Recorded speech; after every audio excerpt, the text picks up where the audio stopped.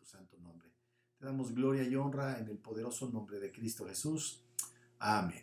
Bueno, pues muy buenas noches a todos. El día de hoy comenzamos un estudio sobre la teología de los pactos o la teología del pacto.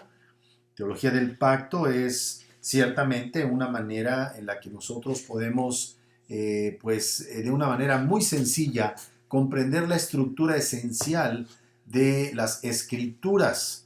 Cuando hablamos de los pactos, y como vamos a ver un poco más adelante, la frecuencia en la que estos términos aparecen en el Antiguo Testamento, que es la colección de libros que va de Génesis a Malaquías, en esto que llamamos el Antiguo Testamento, la palabra pacto tiene una tremenda frecuencia y una gran prominencia. Muchos asumen, ¿verdad?, o piensan que esta idea de la teología del pacto tiene relativamente poco tiempo en la iglesia. Incluso se llegaba a sostener ampliamente que la teología del pacto fue creada alrededor de los mediados del siglo XVII por teólogos como un hombre, un personaje cuyo nombre era Juan Coxius, y pues a partir de allí, ¿verdad?, algunos creen que la teología del pacto es novedosa, pero no hay nada más alejado que eso, porque cuando estamos hablando de la teología del pacto no estamos sino hablando de la teología de la Biblia, ¿verdad? Además, la teología del pacto es la base de las confesiones que llamamos reformadas. A partir de la teología del pacto, de esta manera de entender la revelación de Dios por medio de los pactos, es que se han confeccionado, se han llevado a cabo el desarrollo de las confesiones que llamamos reformadas. Si nosotros nos preciamos de ser una iglesia local reformada, pues tenemos necesariamente que entender de dónde viene esta idea. Entonces, cuando hablamos de la historia de la teología, estos elementos que forman parte de la teología del pacto, pues es entender que, reitero, es una manera de entender las escrituras. Y cuando hablamos de teología del pacto, nos referimos al pacto de la redención que se llevó a cabo antes de la fundación del mundo entre las personas de la Trinidad, los cuales establecieron un pacto de obras con Adán, y como resultado de la caída de Adán fue necesario introducir en el tiempo y en el espacio lo que llamamos el pacto de gracia. Estos conceptos han existido desde la iglesia primitiva, amados hermanos. Voy a repetirlo. Cuando hablamos de teología del pacto, hablamos básicamente de tres pactos. El pacto de la redención, que es un pacto entre las personas de la Trinidad antes de la fundación del mundo. Hablamos después, en segundo lugar, del pacto que Dios establece con Adán hasta el momento de su caída, y con motivo de su caída el Señor introduciendo en tiempo y espacio el pacto de gracia. La verdad es que estos son elementos importantes que empecemos a manejar en nuestra mente, en nuestra memoria. Estos pactos comienzan, ¿verdad?, desde los padres de la iglesia. Ya comienza el desarrollo de esto que llamamos teología del pacto. Cuando hablamos, ¿verdad?, de los padres de la iglesia, estamos hablando de fechas tan tempranas como algo así como el año 100 después de Cristo y hasta el año 500 después de Cristo. Y parece sorprendente, pero la frecuencia la frecuencia en el uso de patrones de lenguaje y pensamientos en estos personajes, los padres de la iglesia, a la luz de lo que vamos a ir estudiando, nos vamos a dar cuenta que van a ser términos que nos van a sonar familiares. Esta teología del pacto de los padres pues enfatizó la unidad de las escrituras, de la historia de la redención, a través de la unidad que hay entre los pactos, el pacto de la gracia, la superioridad del nuevo pacto sobre el antiguo pacto entiéndase como el pacto mosaico, y que debido a que Jesús es la verdadera simiente de Abraham, todos los cristianos, judíos y gentiles, ¿verdad?, son hijos de Abraham. Así es que los padres de la iglesia hicieron hincapié en las obligaciones morales de aquellos que formaban parte de la membresía del pacto de gracia. ¿Y quién es la membresía del pacto de gracia? Pues hablamos del pacto de gracia después de la caída como aquella forma en la que Dios se relacionó con los hombres, siendo ellos pecadores y siendo Él un Dios justo. ¿Cuál es el terreno sobre el que Dios justo, santo, glorioso de las Escrituras puede relacionarse con hombres pecadores? Es por medio de la gracia. Pero no solamente encontramos conceptos comunes que vamos a manejar en la teología del pacto en el periodo de la iglesia llamado Padre de la Iglesia, no, también en lo que llamamos la era medieval, que más o menos corre del año 500 al año 1500 después de Cristo. Esta teología del pacto en la iglesia que llamamos medieval estaba relacionada evidentemente o era una continuación en el manejo de conceptos que hacían los padres de la iglesia, aunque había ciertos aspectos en los que diferían, ¿verdad? En respuesta a la crítica de que el cristianismo dio lugar a la inmoralidad, ¿verdad? La iglesia primitiva tendía a hablar sobre la historia de la redención como la historia de dos leyes, la ley de Moisés y la nueva ley o la ley de Cristo. Así es que la tendencia era la de hablar de la gracia como el poder con el cual se lo podía cumplir la ley para así poder justificados. Pero reitero, aquí cuando hablamos de cumplimiento de la ley, no era en sentido salvífico, sino como lo hemos venido enseñando constantemente, es resultado de la regeneración y como una acción de habilitación que Dios realiza en los regenerados, ¿verdad? Esta idea de esta crítica, ¿verdad?, de la inmoralidad que había en la iglesia, pues por supuesto es evidente en la iglesia medieval. Y la verdad es que se continúa de alguna manera con esta noción por parte de muchos teólogos prominentes que argumentaron que Dios solo puede justificar a las personas que son justificadas por medio de la fe, pero realmente como que desaparece ese concepto y empieza a ser muy, muy frecuente la idea de que Dios justificaba a personas que eran de hecho e inherentemente justas. Estos teólogos medievales pensaron que eso sucedería cuando los pecadores fueran infundidos con gracia y cooperasen con la gracia para que llegasen a ser santos. Según este esquema, la santificación es equivalente, es igual a la justificación. La fe es obediencia y la duda es ausencia de la fe. Pero la verdad es que las escrituras claramente, y reitero, se pueden encontrar vestigios en la teología medieval de algunos que propusieron que la salvación es por gracia, por medio de la fe, en la persona y obra de nuestro Señor Jesucristo. Solamente así nosotros alcanzamos justicia que es imputada, no una justicia inherente. Así es que en la teología del pacto que se ubica en los tiempos de la Edad Media, la palabra pacto llegó a ser sinónimo de la palabra ley. No hablaron acerca, por ejemplo, del pacto de las obras y el pacto de la gracia, como ahora nosotros lo hacemos, pero reitero, se tenía noticia de esto que ahora nosotros enseñamos. Así es que la idea del pacto en la era medieval, aunque reitero, habían trazas, algunas pistas que hablaban de lo que es el pacto conforme lo han llevado a la enseñanza de las iglesias reformadas, tenemos ya algunos indicios, ¿verdad? Pero la mayoría de teólogos hablaban de esta idea de que nosotros éramos infundidos por gracia y que de esa manera cumplíamos realmente la ley porque éramos inherentemente justos. Esta es la enseñanza, de hecho, que sigue vigente en la iglesia romanista.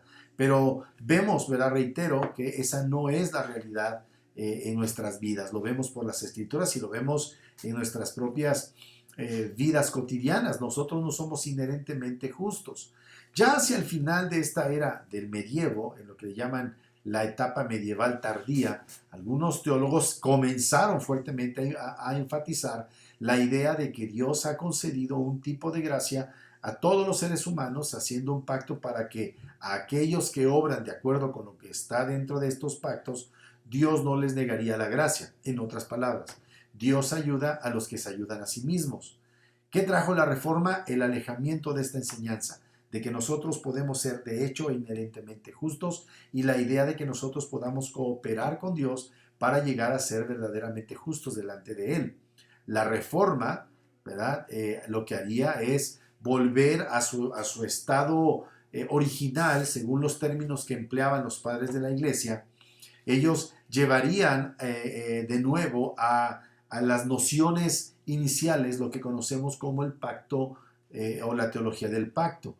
¿verdad? Y eso significaría, pues, de hecho, una declaración de guerra abierta contra lo que enseñaba la teología medieval, que era la más frecuente, ¿verdad?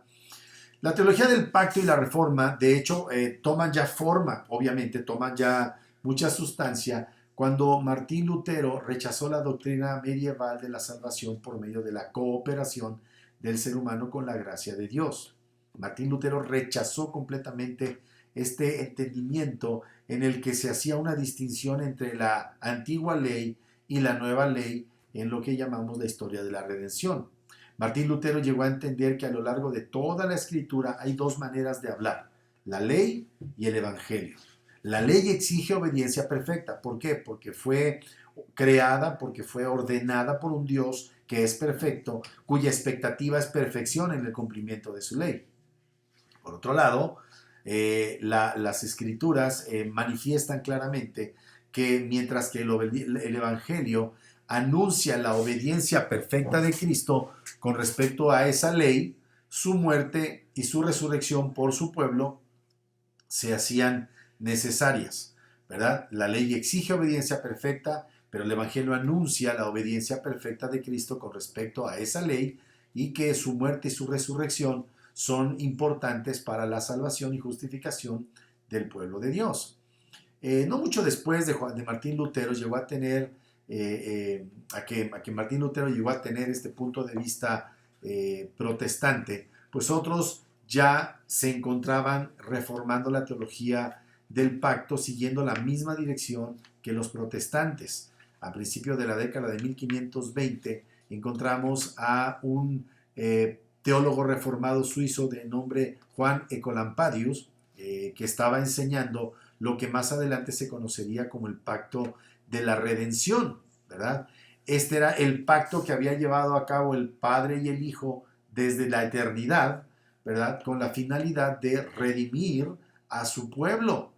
Este hombre Colampadius también hizo una distinción entre el pacto de obras como un pacto legal y el pacto de la gracia como un pacto, por así llamarlo, misericordioso, ¿verdad? Entonces tenemos otra vez, ya aparece aquí en escena estos elementos, el pacto de la redención, subsecuentemente aparece el pacto de obras, que era un pacto que tenía que ver con el cumplimiento de cierta norma, de cierta regla, y en virtud de su quebrantamiento, de su desobediencia, la aparición de un pacto de gracia. Entonces, evidentemente, esto es muy importante tomarlo en cuenta, ¿verdad? Para que podamos nosotros ir viendo cómo está estructurada las escrituras. Luego aparece en escena un hombre llamado Enrique Bullinger, quien publicó el primer libro protestante dedicado a la explicación del pacto de gracia. Este hombre siguió a los padres de la iglesia y lo que hizo es enfatizar la gracia y la unidad dentro del pacto de gracia. Vamos a ir entendiendo un poquito más todo esto conforme vayamos avanzando. Solamente estoy tratando de darles un poco de antecedentes históricos. Juan Calvino, ¿verdad? Tenía una sólida teología del pacto y enseñó la sustancia de la teología representativa o federal, pero ya de una manera más desarrollada. De hecho, él incluyó el pacto de redención en la eternidad y el pacto de las obras antes de la caída y el pacto de la gracia después de la caída. Los teólogos posteriores a la Reforma, incluso después de Juan Calvino, la verdad es que tuvieron que enfrentar serios desafíos, como por ejemplo, cómo había una iglesia católica romana resurgente, tuvieron que enfrentar el desafío del arminianismo y del amiraldismo. Todo esto les obligó a articular una teología del pacto mucho más detallada. No solamente era necesario explicar la historia de la salvación, sino también cómo esa historia de la salvación se relaciona con nuestro entendimiento de cómo pueden llegar a ser justificados aquellos pecadores por medio de la fe, cómo los pecadores pueden llegar a ser santificados. Posteriormente, los teólogos reformados en lo que se conoce o que estuvieron involucrados en una ciudad de nombre Heidelberg, ¿verdad? Llevaron a cabo una labor titánica para desarrollar todavía con más precisión la teología del pacto. Estos hombres teólogos de Heidelberg entretejieron ciertamente una doctrina de la teología del pacto muy interesante. Tenemos el caso de un personaje llamado Zacarías Ursino y Gaspar Oliviano, o los cuales, ¿verdad?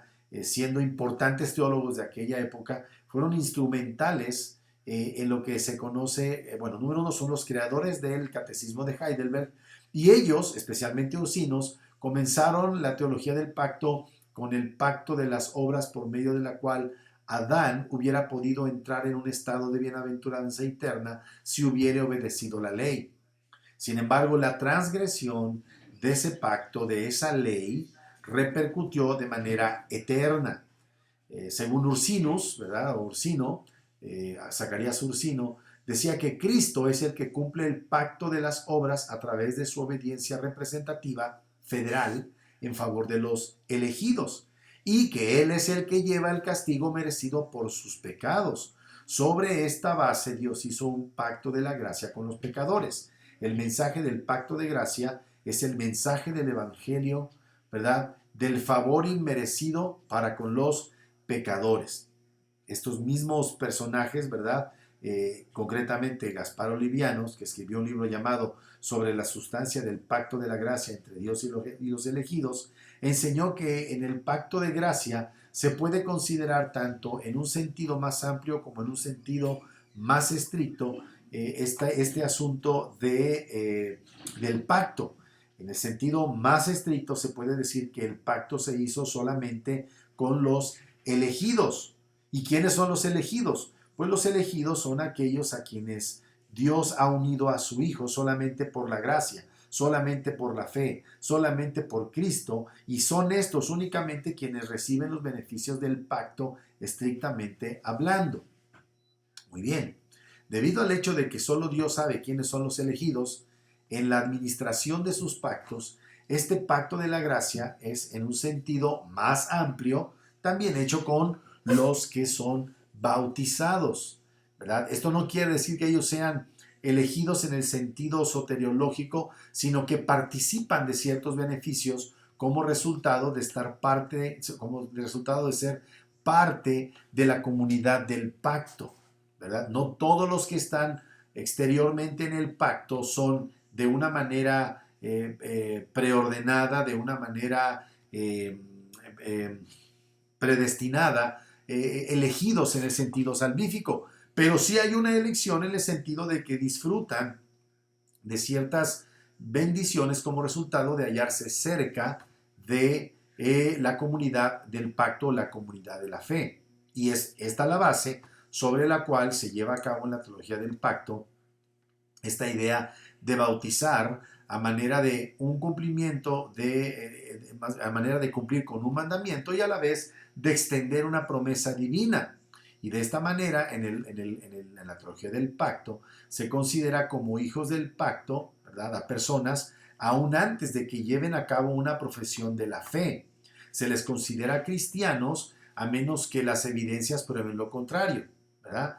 Entonces, aquellos que están en el pacto, solamente en este sentido más amplio o externo, sí reciben algunos de los beneficios del pacto, pero no reciben lo que se llama la sustancia del pacto o el doble beneficio del pacto, que es la justificación y la santificación.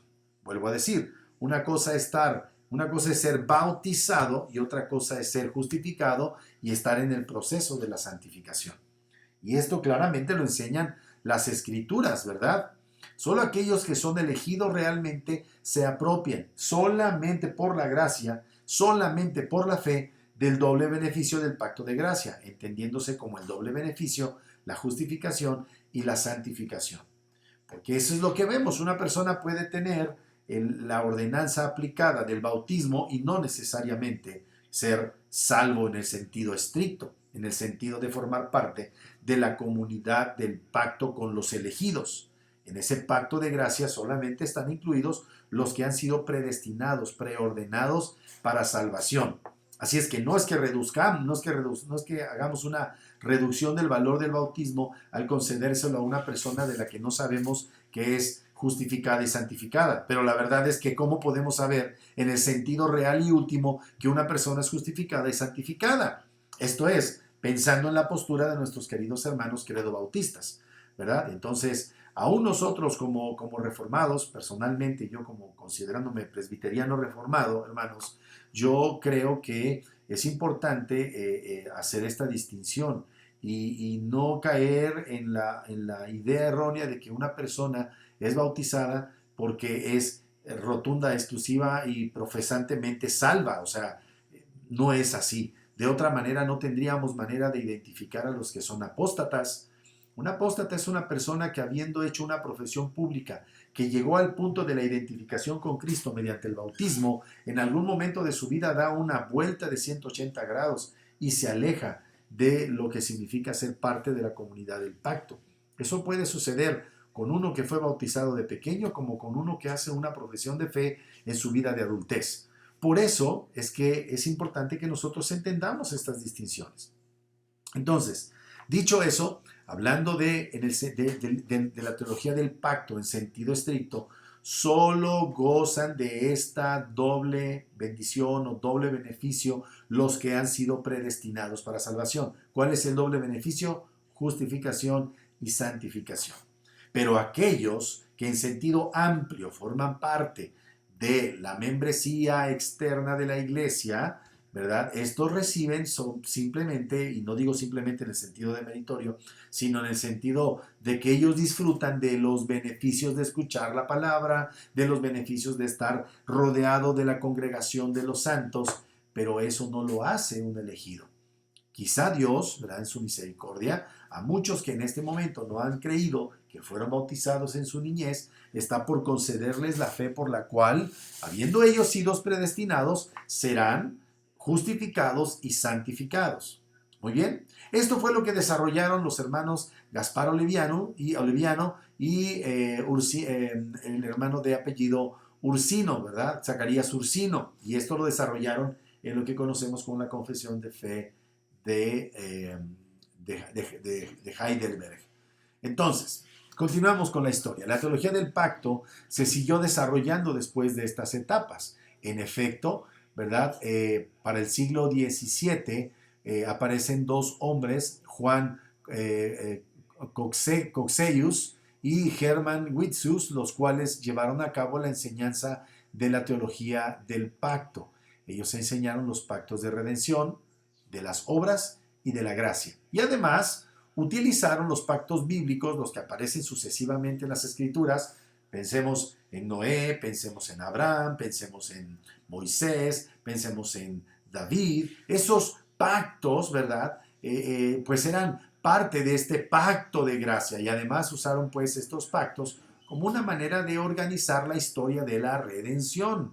Entonces, el término ¿cómo decirlo?, que hilvana la historia de la redención en todas las escrituras es la palabra pacto. Pues por supuesto, habían muchos otros reformadores en Europa y en Gran Bretaña que enseñaron esta teología del pacto, pues usando las mismas categorías, ¿verdad? Fue también con la Confesión de Fe de Westminster y de los catecismos menor y mayor que se dio un gran impulso a la teología del pacto. Los teólogos reformados, ahora ya llamados confesionales, en este periodo de la historia, ¿verdad? Pues siguieron el esquema de la teología del pacto de los periodos de la Reforma y de la Postreforma. Por ejemplo, la Universidad de Princeton en los Estados Unidos era una universidad, todavía se le conoce como presbiteriana, pero bueno, en algún punto cayeron en un completo liberalismo teológico y abandonaron los postulados históricos a los que se ciñeron durante mucho tiempo, pero esta universidad de Princeton fue una universidad presbiteriana cuyos postulados teológicos era la teología del pacto.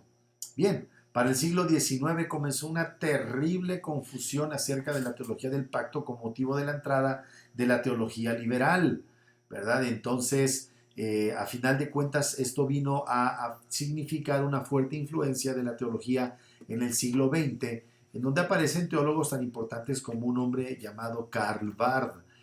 Karl Barth nació en el año de 1886, murió en el año de 1968, y este personaje que fue muy prominente en el medio reformado pues acabó rechazando en gran parte la teología del pacto como se había presentado de manera clásica, la consideró legalista, la consideró demasiado elaborada, le puso el epíteto de escolástica, incluso tuvo la osadía de llamarla no bíblica, y entonces, pues de alguna manera, esto tuvo una fuerte influencia en muchos teólogos del siglo XX, y entonces es ahí cuando encontramos esta debacle y de alguna manera, este abandono de lo que fue la teología del pacto en la historia de la Iglesia reformada. Sin embargo, sí encontramos algunos personajes muy importantes en el siglo XX que opusieron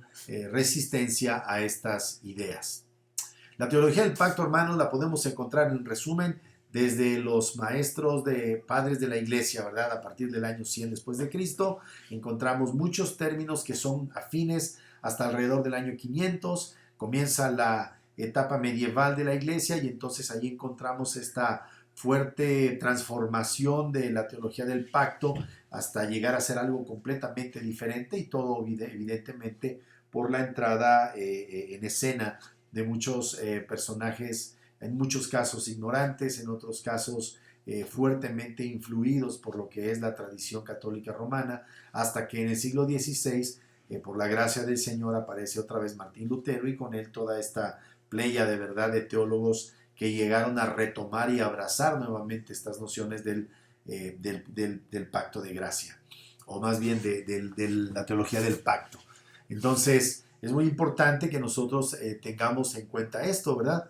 A final de cuentas, ya manera de conclusión de este aspecto histórico de la teología del pacto, a lo largo de la historia vemos que en la iglesia siempre ha habido teología del pacto, que la reforma protestante recuperó el evangelio y esta distinción bíblica entre gracia y obras, lo cual hace posible, ¿verdad?, que nosotros podamos hablar de teología reformada y que podamos hablar de que hay una verdadera teología del pacto detallada y que tiene y rinde grandes frutos. Entonces, es ciertamente alentador ver cómo el Señor en los últimos años ha traído nuevamente por su gracia este interés renovado por la teología del pacto, haciéndonos llamar la atención, ¿verdad?, a cómo Él en su misericordia ha establecido una manera por medio de los pactos de presentarnos la historia de la redención, presentarnos el glorioso mensaje de la redención.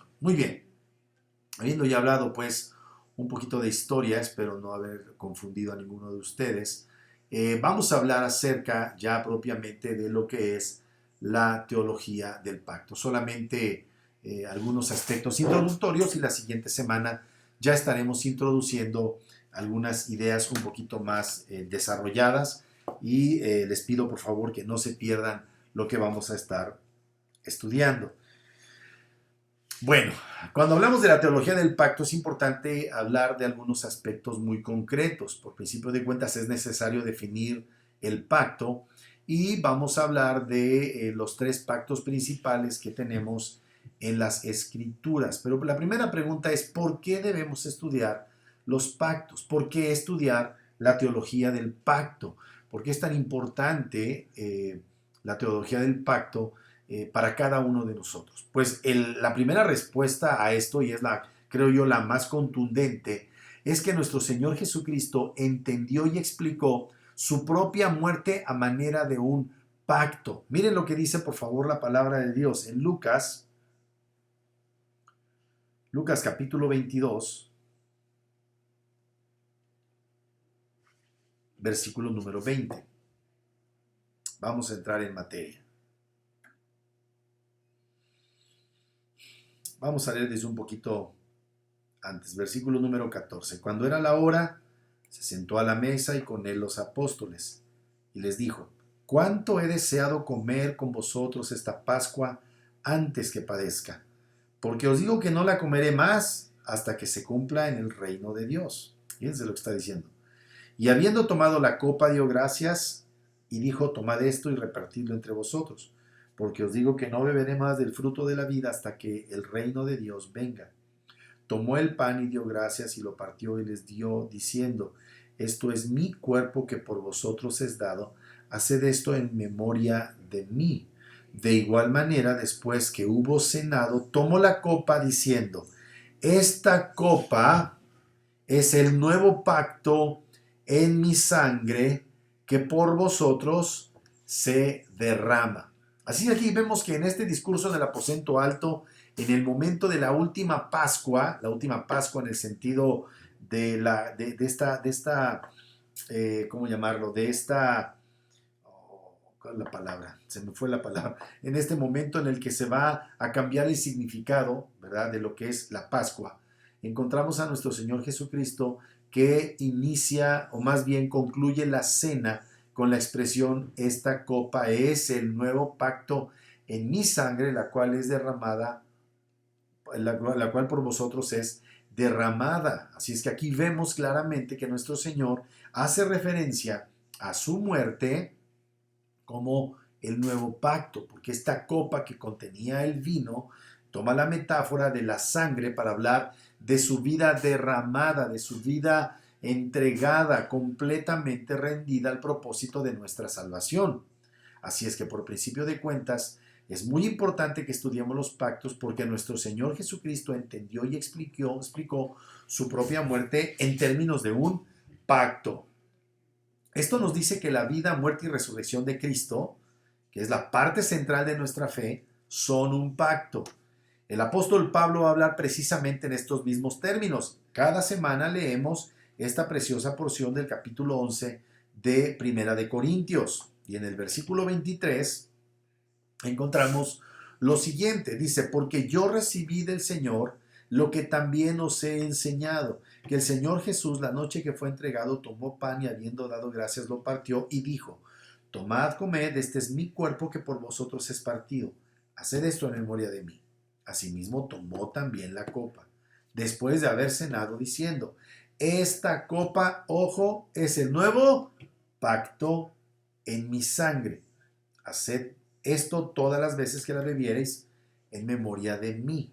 Así pues, todas las veces que comiereis este pan y bebiereis esta copa, la muerte del Señor anunciáis hasta que Él venga. Así es que aquí tenemos claramente cómo nuestro Señor, ¿verdad?, está instruyendo por el Espíritu de Dios, inspirando a Pablo para hacer referencia a que este pacto, ¿verdad?, tiene como centralidad la vida, la muerte y la resurrección de nuestro Señor Jesucristo. Hay una fuertísima conexión entre la Pascua, en la cual se celebraba un pacto porque había el derramamiento de sangre y una serie de cuestiones, ¿verdad?, que vamos a ir identificando, de alguna manera lo podemos resumir en la palabra pacto, y cómo, regresando, esto demuestra la conexión entre la Pascua y la Cena del Señor.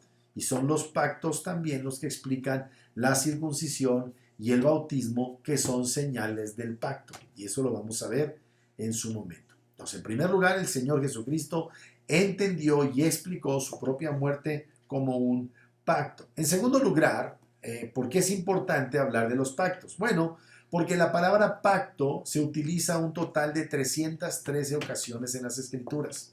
La palabra pacto se utiliza un total de 313 veces en las Escrituras. Esto demuestra lo fundamental de este concepto. Solamente en el libro de Génesis se utiliza 24 ocasiones. Y Génesis, siendo el libro de los comienzos, se basa en pactos.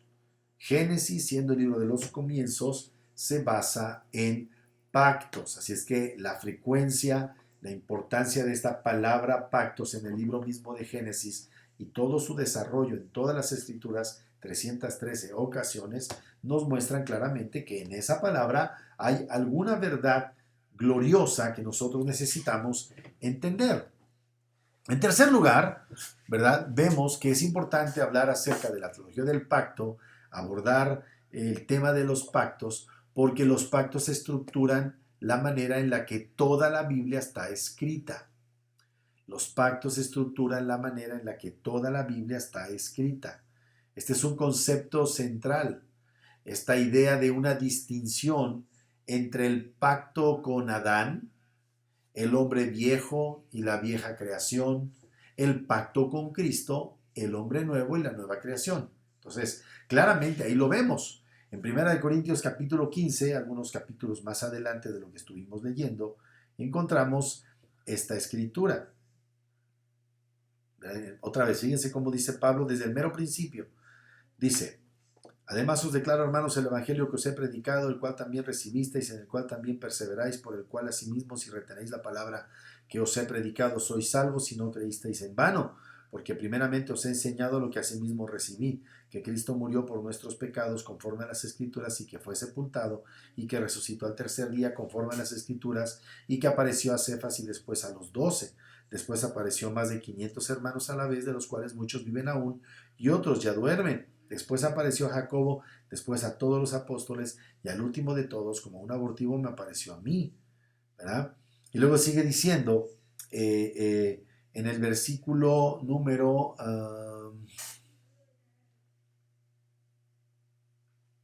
vemos, dice en el versículo 20, mas ahora Cristo ha resucitado de los muertos, primicias de los que durmieron es hecho, porque por cuanto la muerte entró por un hombre, también por un hombre entró la resurrección de los muertos. Porque así como en Adán todos mueren, también en Cristo todos serán vivificados. Dios hizo un pacto con Adán. Ciertamente no se le llama expresamente en el libro de Génesis pacto a esta relación que Dios sostuvo con Adán, a esta bendición que Dios le dio, a las promesas que Dios le dio y al único mandamiento expreso que Dios le dijo que debía él cumplir con la finalidad de obtener el estado de bienaventuranza, que era: del árbol del fruto del conocimiento del bien y del mal no puedes, no debes comer. Allí encontramos, ¿verdad?, esta idea de un Dios que da un lineamiento. ¿Qué es lo que hace Adán? Bueno, Adán transgrede ese mandamiento y el resultado es la muerte espiritual de Adán, y vemos ahora a Dios llevando a cabo el acercamiento a este hombre, el ponerlo en condición otra vez de relacionarse con él mismo, cuando Dios lo viste de pieles de animales. Y allí encontramos, ¿verdad?, que esa expresión de Dios les hizo delantales, pues encontramos que necesariamente, eso no, Dios los vistió con pieles de animales. Evidentemente esa piel de un animal que alguna vez estuvo vivo habla de la muerte del animalito, con la finalidad de que el hombre pudiera ser nuevamente reincorporado a una relación de pacto con Dios. Pero ahora este pacto ya no está fundado en el desempeño de Adán, sino está fundado en la gracia de Dios para relacionarse en virtud del sacrificio de uno inocente, de uno tercero, con un sujeto pecaminoso, como es el caso de Adán después de la caída, que es el concepto de pacto de gracia. Bien, dice el 22, porque así como en Adán todos mueren, también en Cristo todos serán vivificados, ¿verdad? Dice, pero cada uno en su debido orden.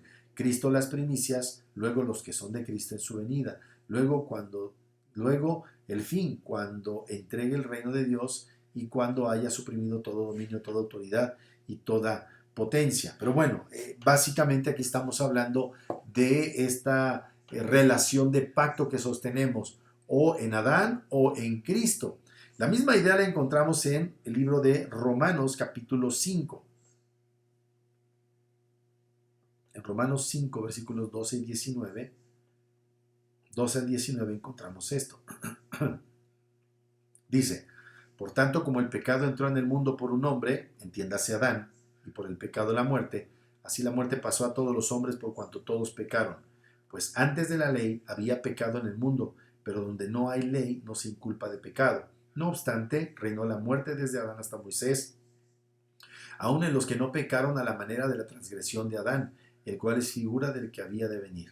Pero el don no fue como la transgresión, porque si la transgresión de aquel uno, por la transgresión de aquel uno murieron los muchos, entiéndase Adán, abundaron mucho más para los muchos la gracia y el don de Dios por la gracia de un hombre, Jesucristo, ¿verdad? Sigue diciendo: y con el don no sucede como en el caso de aquel uno que pecó, porque ciertamente el juicio vino a causa de un solo pecado para condenación, pero el don divino a causa de muchas transgresiones para justificación. Pues si por la transgresión de uno solo reinó la muerte, mucho más reinarán en vida por uno solo, Jesucristo, los que reciban la abundancia de la gracia y del don de la justicia. Así que como por la transgresión de uno, Adán, vino la condenación a todos los hombres, de la misma manera, por la justicia de uno, Jesucristo, vino a todos los hombres la justificación de vida.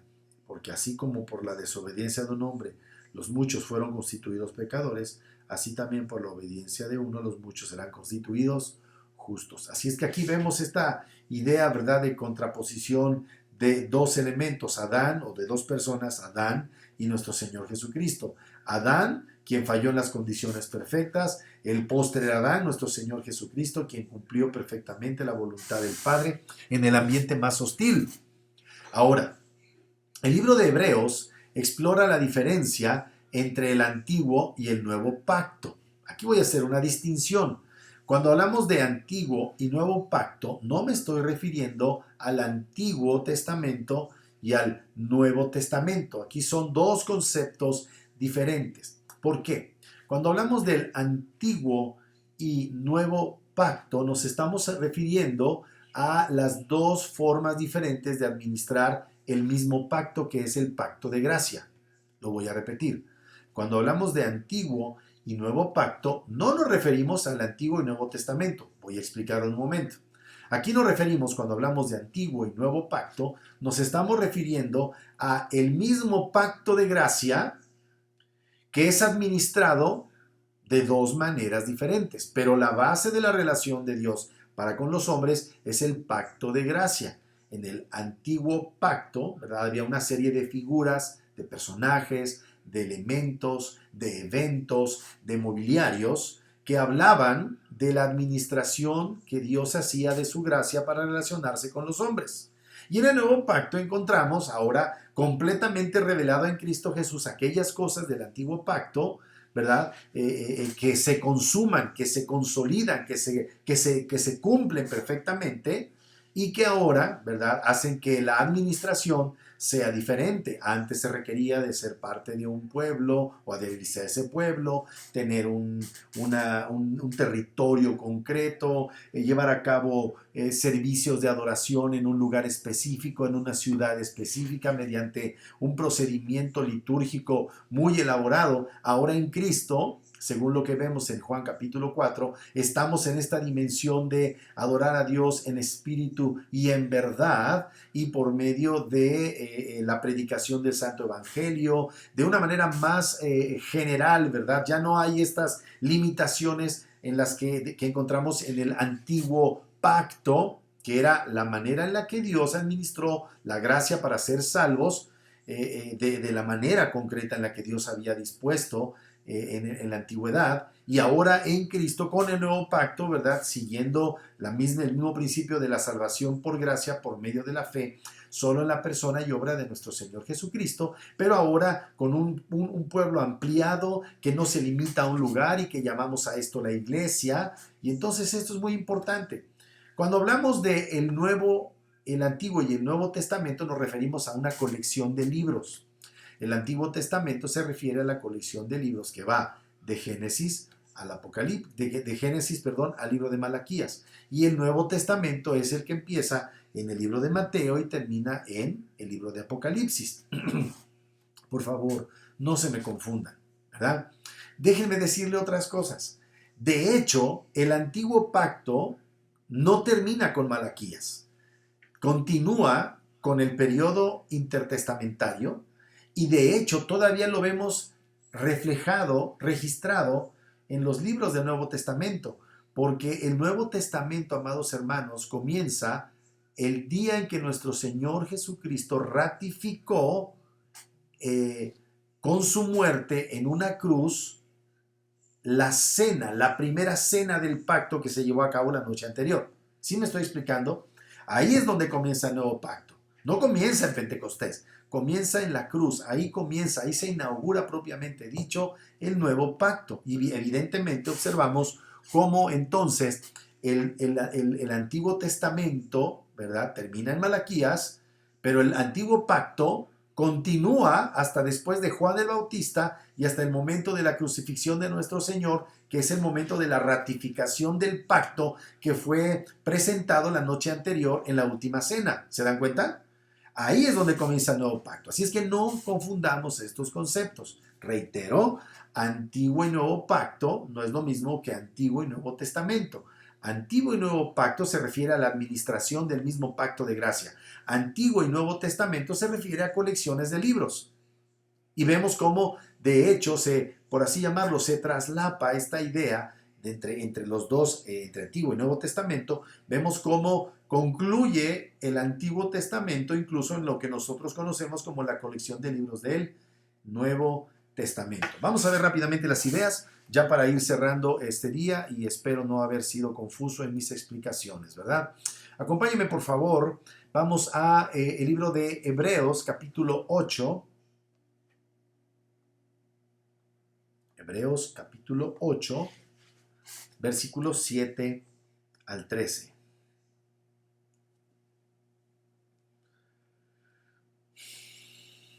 Vamos desde el versículo número 6.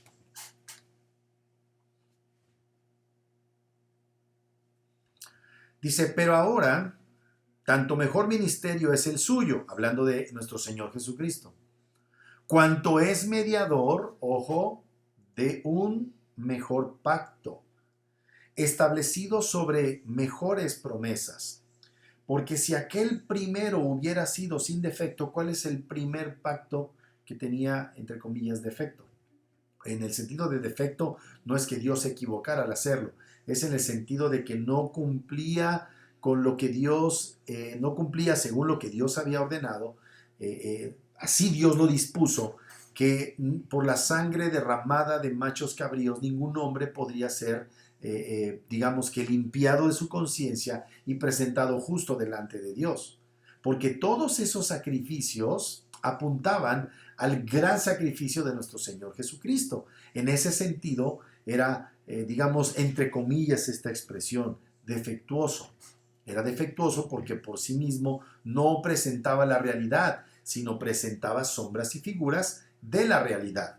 Entonces, dice, pero ahora tanto mejor ministerio es el suyo, el de Cristo, cuanto es mediador de un mejor pacto, establecido sobre mejores promesas, porque si aquel primero hubiera sido sin defecto, ciertamente no se hubiera procurado lugar para el segundo, porque reprendiéndolos dice, he aquí vienen días, dice el Señor, en que estableceré con la casa de Israel y la casa de Judá un nuevo pacto, no como el pacto que hice con sus padres el día que los tomé de la mano para sacarlos de la tierra de Egipto, porque ellos no permanecieron en mi pacto, y yo me desentendí de ellos, dice el Señor. Por lo cual, este es el pacto que haré con la casa de Israel. Después de aquellos días, dice el Señor, pondré mis leyes en la mente de ellos, y sobre su corazón las escribiré. Y seré a ellos por Dios, y ellos me serán a mí por pueblo. Y ninguno enseñará a su prójimo, ni ninguno a su hermano, diciendo, conoce al Señor, porque todos me conocerán, desde el menor hasta el mayor de ellos, porque seré propicio a sus injusticias, y nunca más me acordaré de sus pecados y de sus iniquidades. Al decir, nuevo pacto, ha dado por viejo al primero, y lo que se da por viejo se envejece y está próximo a desaparecer. La carta a los hebreos es una carta de exhortación a hermanos que se infiere que se encontraban en la zona de lo que fue en algún momento el territorio de Israel y que estaban bajo un fuerte asedio por parte de judíos practicantes de la religión de Abraham y de Isaac y de Jacob, más bien de Moisés, que los estaban presionando para que regresaran a esos rituales, a esta grandiosidad de este templo, ¿verdad? Y la idea es que está diciéndoles aquí el escritor de Hebreos que no hay necesidad de regresar a esas cosas, que de hecho, aunque en ese momento estaba en pie todavía el templo, que aunque todavía había ministerio de sumos sacerdotes y de sacrificios continuos, ya era un pacto viejo. ya había sido dado por obsoleto en virtud de que ahora se encontraban en este nuevo pacto en el cual Dios ya había inaugurado una iglesia amplia, gloriosa, en donde el sumo sacerdote ya no estaba en la tierra ofreciendo sacrificios por sus propios pecados y los del pueblo, sino que tenemos a un sumo sacerdote perfecto que no ha pecado, sentado a la diestra de Dios llevando a cabo un ministerio cuanto más glorioso. Esta escritura que acabamos de leer en Hebreos capítulo 8 la encontramos también en Jeremías capítulo 31. De hecho, lo que está haciendo el escritor de Hebreos es referirse a esa escritura que se encuentra en Jeremías. Jeremías capítulo 31 nos habla de este pacto. Dice en el versículo 31 al 34. Dice: He aquí vienen días, dice Jehová, en los cuales haré nuevo pacto con la casa de Israel y con la casa de Judá, no como el pacto que hice con sus padres el día que tomé su mano para sacarlos de la tierra de Egipto, porque ellos invalidaron mi pacto, aunque fui yo un marido para ellos, dice Jehová. Pero este es el pacto que haré con la casa de Israel después de aquellos días, dice Jehová. Daré mi ley en su mente y la escribiré en su corazón, y yo seré a ellos por Dios, y ellos me serán a mí por... perdón, me perdí. Ay Dios. Me perdí. No como el pacto que hice con no como el pacto que hice con sus padres el día que tomé su mano para sacarlos de la tierra de Egipto, porque ellos invalidaron mi pacto, aunque fui yo un marido para ellos, dice Jehová. Pero este es el pacto que haré con la casa de Israel después de aquellos días, dice Jehová. Daré mi ley en su mente y la escribiré en su corazón, y yo seré a ellos por Dios, y ellos me serán por pueblo. Y no enseñará más ninguno a su prójimo ni ninguno a su hermano, diciendo: Conoce a Jehová, porque todos me conocerán, desde el más pequeño de ellos hasta el más grande, dice Jehová, porque perdonaré la maldad de ellos y no me acordaré más de su pecado. Cuando observamos esto, nos damos cuenta que en el antiguo pacto, mientras estuvo vigente lo que fueron los sacrificios en el templo, recordemos que esos sacrificios en el templo eran continuos, mañana, tarde, noche, mañana, tarde, noche, todos los días, 365 días del año. Pero ahora en Cristo tenemos un pacto glorioso en donde ya solo hacemos memoria del único sacrificio que hizo perfectos a los santificados, hermanos. Muy bien. Entonces, es muy importante aprender acerca de los pactos, ¿verdad? Porque es la manera correcta en la que podemos entender de una manera estructurada las escrituras. Pero estos pactos que acabamos de referir comienzan, de hecho, con el pacto que Dios hizo con Adán en 3:15. De hecho,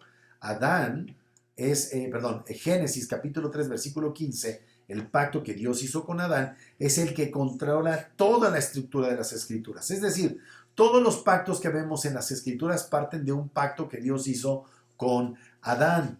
Así es que los pactos son la estructura fundamental de las escrituras y nuestra comprensión de los pactos influirá determinantemente en la manera en la que nosotros vamos a interpretar las escrituras, ¿verdad?